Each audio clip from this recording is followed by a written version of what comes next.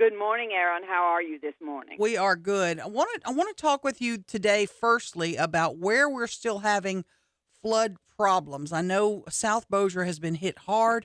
How are we doing with the recovery there?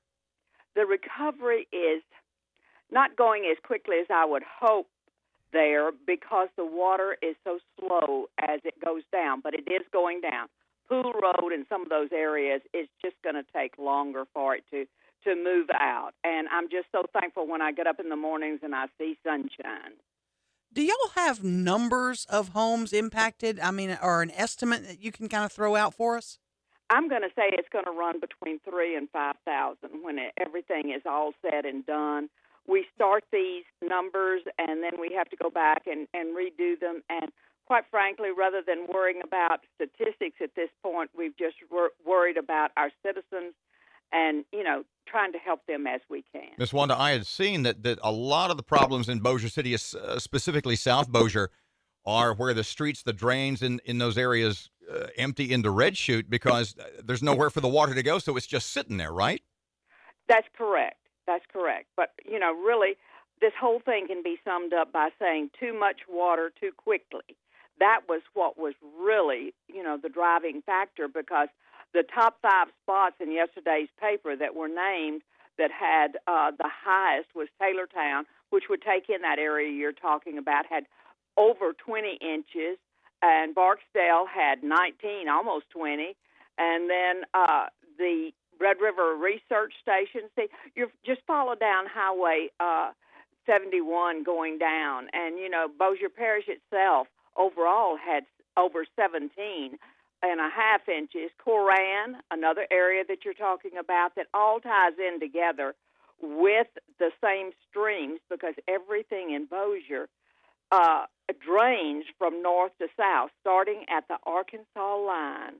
All water then goes through our tributaries and small lakes and things to get to the Flat River down south. And it was just too much, too quick. Wanda, when I got in touch with you on Thursday or Friday, I wanted to ask you about the damage to public property, roads, bridges. Infrastructure. Yeah, how bad is that? Are we going to still be adding that number up for a little while?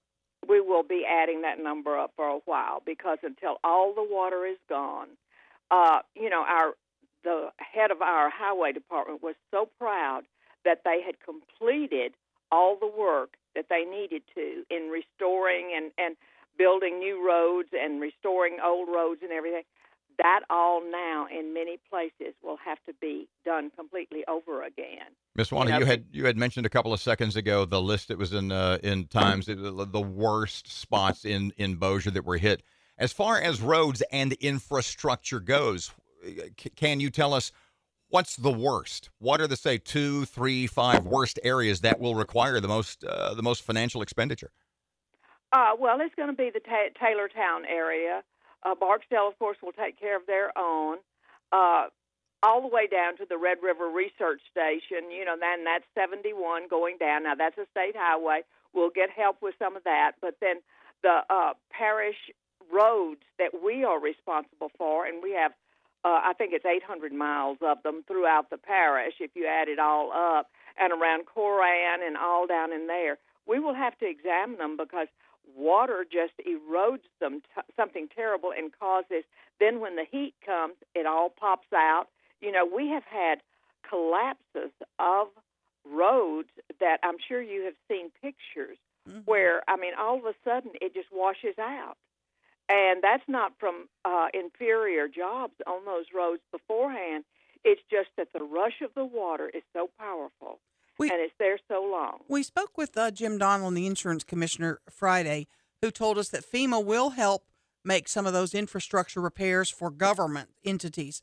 Do you anticipate that you'll get the full reimbursement, 100%, and you'll be back to normal, or is this going to cost Bossier Parish a few million?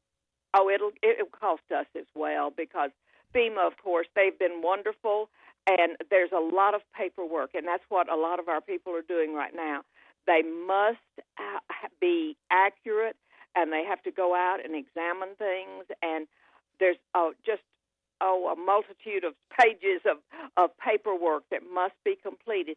by us as a parish and even by our citizens. You know, it's not an easy thing to come out of at all, but I will say that we have had such wonderful help from so many different areas. You know, when it's a national disaster, when it's a state disaster, and everyone is making sure we have those resources.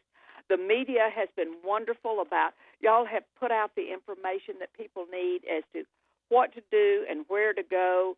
And also, it takes a very large team.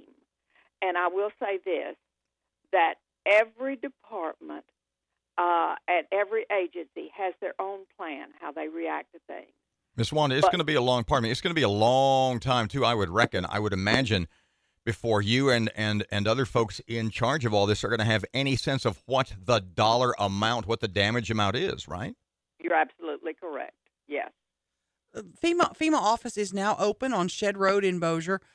Give folks an idea of, do they just show up? What do they need to physically bring when they want to go actually to that FEMA office and apply for help? Well, the first thing they need to do is to be registered with FEMA, and all that gets them into the system. Then they have been told to bring pictures, receipts, everything that they're going to need to start that, because of course they'll have some show up later. I'm talking about their receipts and things that they can add to it, but they must get in the system. That's the first thing they have to do, is to be recognized as someone who has been impacted by this storm. Wanda Bennett, President of the Bossier Police Jury, I can't thank you enough for your time. I know it's been a busy couple of weeks for you. Appreciate it, ma'am. All righty. Thank you, Erin. Take care.